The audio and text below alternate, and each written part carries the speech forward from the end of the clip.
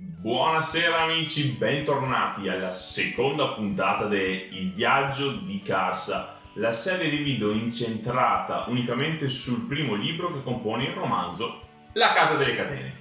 Un'analisi trasversale che ci permetterà di collegarci a diversi punti in tutta la saga. Quindi la risposta è sì, ci saranno spoiler, non grossi per carità, ma ci saranno. Poi se mi dite che non avete letto La Casa delle Catene, ovvio che qui parliamo di quello. L'inizio della seconda parte di questa macro indagine coincide con il secondo capitolo del volume. Vi siete persi la prima parte? Cliccate qui e andate a recuperarla. Non indugiamo oltre e riprendiamo il nostro cammino accanto ai tre guerrieri Yurid.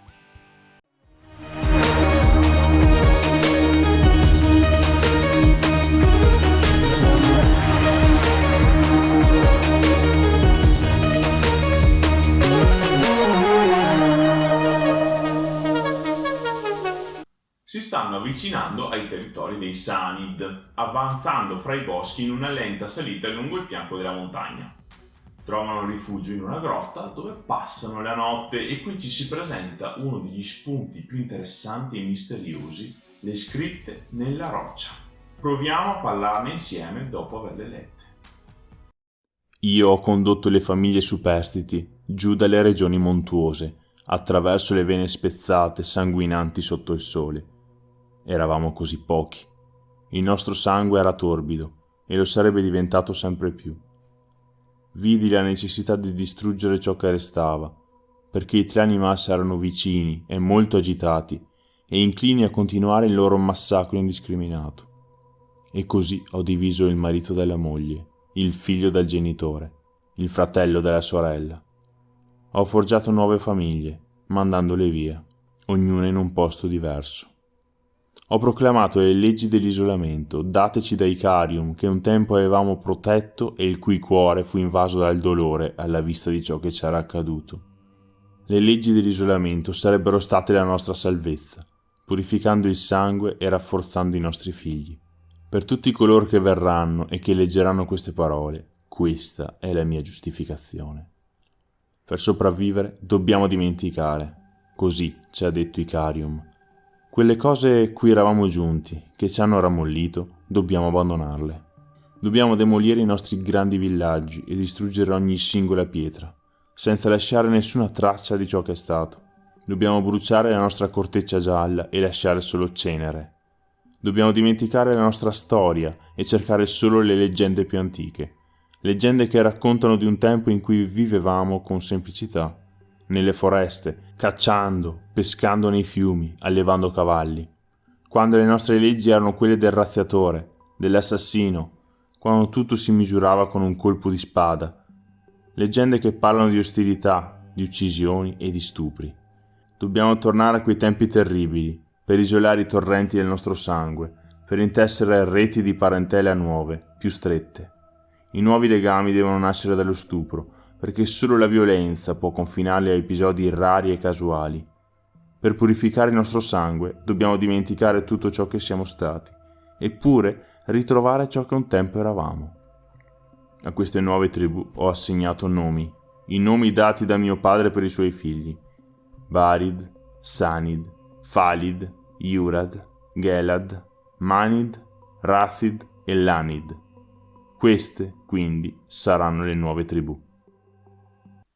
Quanto è bravo Erickson a incasinare le cose? Un maestro.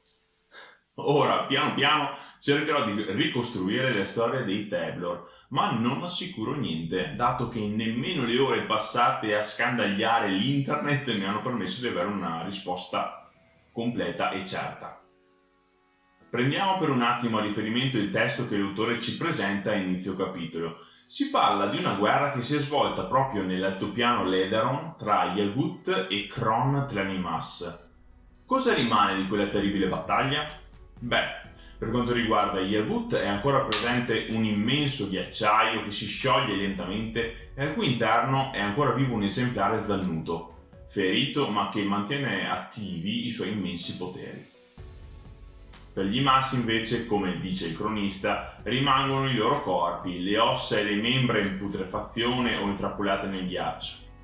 Inoltre il passo delle ossa che più avanti i nostri eroi attraverseranno è completamente ricoperto dai resti di quegli eserciti in massa distrutti. Una cosa mi sono chiesto qui: quanti Yagut hanno partecipato a questa guerra? Mi viene difficile pensare che fossero tanti, perché sappiamo che solitamente si isolano e stanno bene da soli, ognuno per i fatti suoi. Non è specificato, potrebbe essere una famiglia intera, oppure potrebbero aver deciso di unire le forze di più esemplari contro il nemico comune. Che fosse un Yagut solo mi sembra un'ipotesi meno probabile, almeno leggendo il testo. Percepisco la presenza di più elementi, anche per il fatto stesso di riuscire a creare una devastazione così grande come il passo delle ossa. Anche se probabilmente il passo è dovuto anche alla Forkrul Lassail. Gli Mas sono arrivati a condannare se stessi per l'eternità con il rituale Tellan, pur di potersi vendicare sui propri nemici. Hanno preso le loro armi e si sono recati qui per dare la caccia agli Yagut sull'altopiano. A questo punto potrebbero aver incontrato i Teblor e aver riconosciuto in loro qualche tratto in comune con gli Zammuti. Devo prendere per buona l'affermazione di Bellurdan nei I Giardini della Luna, quella in cui dice che nei Telomen c'è il sangue Yagut. Dato che i Teblor derivano dagli antichi Telomen, hanno a loro volta origini Yagut, ed ecco che gli Mas li riconoscono come nemici. Accidenti, è un bel casino e vi assicuro che spiegarlo non è semplice. Spero di essermi fatto capire finora. Ricapitoliamo. I clan Mas cominciano a cacciare pure i Teblor su tutto il continente di Genabakis, e qui avvengono finalmente i fatti che Karsa legge nella caverna. La popolazione dei Teblor è stata decimata, rimangono poche famiglie, deboli e nascoste. Fortunatamente il buon Icarium corre in loro soccorso, dando loro le leggi di isolamento. I pochi discendenti dei Toblakai rimasti allora abbandonarono le città e si rintanarono sull'altopiano, fuggendo dalla minaccia ai Mas sotto la guida di un anziano. Probabilmente lo stesso che scrisse questa storia sulla parete della grotta. A quel punto il saggio ha diviso le famiglie, i mariti dalle mogli, i fratelli dalle sorelle e così via, perché il sangue del suo popolo era già torbido, come lui lo definisce, e per evitare che lo diventasse ancora di più. A queste nuove tribù ha dato i nomi dei figli di suo padre. Non sto qui a ripeterli. Volevo solo farvi notare che anche lui, l'anziano che è scritto nella roccia, è figlio di suo padre. Scusate la banalità dell'affermazione. Ciò significa che tra quei nomi c'è anche il suo, oltre a quello dei suoi fratelli. Il vecchio saggio ha dato loro le leggi per tornare a una società più primitiva, basata sulla pesca, l'allevamento e le razzie.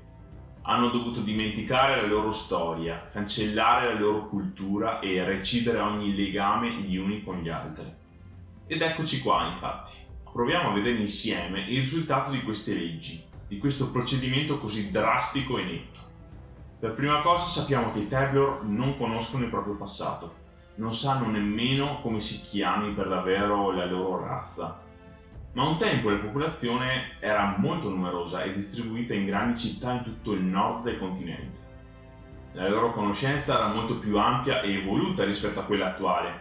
Basti pensare alla scrittura del testo letto da Karsa, elaborata e complicata, tanto che il guerriero fatica a seguirla. Ora, la mia domanda è: per gli zoccoli pelosi di Fener, per quale motivo questi bestioni hanno sempre preferito accoppiarsi fra consanguinei? Io capisco che non ci sia cosa più divina che farsi la cugina, ma porca miseria! Erano tanti, prosperavano in tutti i settori, vivevano in grandi città, probabilmente maneggiavano pure l'oro, perché nel testo Byros nomina la corteccia gialla. No, questi avevano in mente il sesso fra consanguinei. Yuhu! Tra oro e incesto mi sembra di parlare dei Lannister. Comunque, questa abitudine maliziosa ha portato il sangue a indebolirsi e a annacquarsi. I figli nascevano con sempre più problemi e infatti migliaia di anni dopo, e nonostante le leggi dell'isolamento, questo succede ancora. Tra gli Urid è più probabile che un bambino nasca con delle malformazioni piuttosto che sano.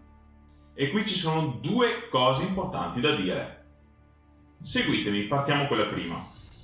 Karsa ha avuto 4 fratelli, tutti nati con qualche problema e per questo motivo sono stati sacrificati ai 7 nella roccia. 4 quinti dei figli di Sainig e sua moglie, una percentuale altissima. Non oso immaginare al tempo dell'intervento di Cario quale fosse la spaventosa percentuale. Tra parentesi, prima o poi dovremo parlare anche del padre e della madre di Karsa. Vedremo quando introdurre questo argomento. Tutti i bambini con qualche disabilità venivano e vengono tuttora quindi sacrificati a Simbal, uno dei 7 dei Teblor. La donna Tranimas in realtà raccoglieva queste creature, i trovati, e le cresceva in una comunità lontano da tutti gli altri clan, come fossero invisibili. La seconda cosa da dire su questo tema riguarda la scena di stupro che i giovani guerrieri impongono alle donne Rathid. Ne abbiamo discusso nel video precedente. Le donne di questo villaggio sembrano accogliere con piacere l'idea di accoppiarsi con questi sconosciuti, il che inizialmente non mi era comprensibile. Ragioniamoci sopra e consideriamo anche il testo nella grotta, però. Credo che questo comportamento possa essere dovuto al fatto che l'unione di persone di tribù diverse abbia maggiore possibilità di generare una progenie sana. È vero, il vecchio saggio scriveva che tra villaggi diversi gli unici contatti ammessi potevano avvenire tramite lo stupro, per alimentare l'odio e quindi il distaccamento tra le tribù. Chissà, forse le donne razze di questa cosa l'hanno dimenticata, oppure, molto più probabile, hanno potuto vedere coi loro occhi che, dopo millenni dalle leggi dell'isolamento, porta a risultati migliori l'accoppiarsi con uno straniero rispetto a uno dello stesso clan. Provate a immaginare cosa voglia dire per una madre generare un figlio che nasce con una disabilità e per questo vederselo strappare via per essere sacrificato a un cosiddetto dio, un volto nella roccia. E così più volte durante la lunga vita di una madre Teblor. È chiaro che a quel punto la possibilità di creare una vita sana e forte, seppur derivante da uno stupro, è più allettante dal perpetuo dolore dell'assenza dell'ennesimo figlio. Chiediamoci, queste leggi di Carium hanno funzionato? No, perché la risposta è chiaramente no. Scherzi a parte, la domanda è molto interessante, ma non possiamo dare una risposta concreta perché non abbiamo sufficienti elementi sulla situazione prima delle leggi. Non abbiamo la possibilità di fare un confronto. Sappiamo solo che oggi i Teblor sono ridotti male, ma chi ci dice che questa non sia un'età dell'oro rispetto ai tempi passati, a quando i Tlanimas li decimarono? Voi cosa ne pensate? Le mie supposizioni hanno senso oppure ho perso diverse ore della mia vita a riflettere su qualcosa che non ha né capo né coda? Se avete opinioni e idee diverse dalla mia oppure avvalorate le mie tesi, scrivetelo nei commenti. Ditemi che non ho fatto tutto per niente, vi prego. Ci avviamo verso la conclusione.